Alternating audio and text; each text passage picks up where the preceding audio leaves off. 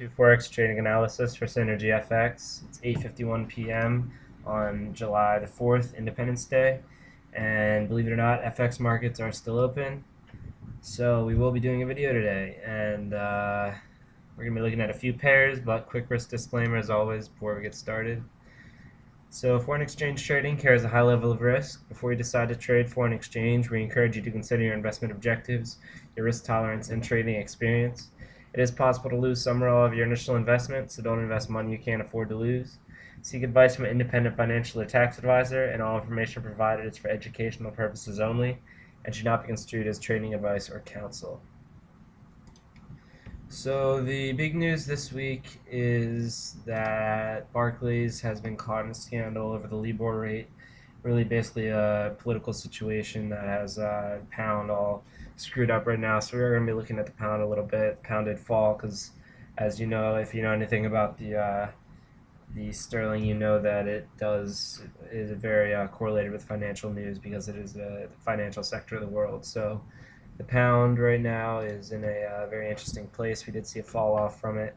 If we look at the hourly charts for the pound dollar, we saw about a 100, almost 130 pip move over the past few days, past couple days actually, and this is a move that may continue over the next few if people don't like what they're seeing out of this section. So this is a pair that I will be looking at today. Looking at news tomorrow out of this pair. First of all, we are below the 200 and 100 hour moving averages, which is an indication of selling. We have seen not much of a correction to the upside, so I do believe that there is further potential to the downside for this pair. Right now, risk is very limited because we are just below the 200, and the 200 is currently in a sideways trend. So it looks like if the 100 does start to slope to the downside, price does start to fall, and the 200 will most likely follow suit if this situation does occur. So right now we are a little bit oversold. RSI is slowly creeping back up into normal territory. RSI is at a 32.8 right now, and we are looking to possibly sell into further strength from this pair. If we do see up to the 200 hour moving average, that is definitely going to be a nice point to sell at. And if we do see a break, then again my bias may be changed. Throw in a daily chart of this, and it looks like we do have a lot of room to run to the downside. We have been ranging for a little bit, and while the pound does seem to be in a pretty good area for a sell right now, we also could see a rotation back to the upside and a retest of the 200 or 100 hour, 200 or 100 day moving averages. So for now, this pair is going to be neutral for me. I don't really like anything unless we do get some new news coming out of the pound tomorrow. It's sort of a tough pair to trade right now just because we are in such a weird spot for it. If we do start to see a fall and we do start to see down towards around the 155 area, this is going to be a good area to buy. We have nice area of support here at around 1.549, but if we do start to see further down there, I don't think we'll have too much left to fall.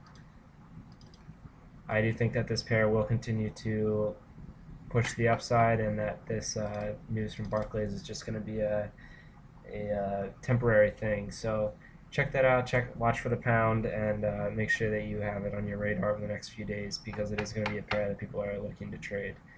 So the few things I want to take a look at for news is the Spanish 10-year bond auction, which is only really it's labeled as important on here, but I don't think it's going to be too important because Spanish issues have been relatively priced into the market already, and while people are looking at Spain, it is kind of a passing phenomenon.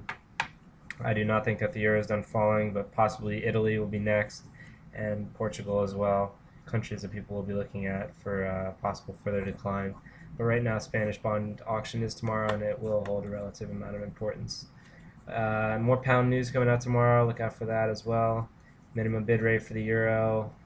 Press conference as well from ECB. We do have a really big day actually for a lot of pairs tomorrow. The euro, the dollar, the pound, all have some extremely important news coming out tomorrow.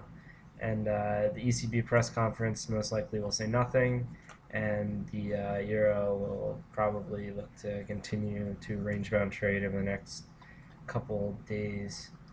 That is, unless they do come up with some jarring solution, which is most likely not going to happen because they are unwilling to cooperate with each other right now.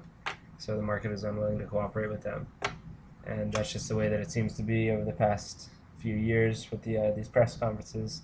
But if we do see some news and they do start to change the fundamental nature of the euro, then we will start to see some possible optimism coming back in, especially at a time when the euro has been falling off for a very large amount of time, and some buyers could be looking to rebuy based on value.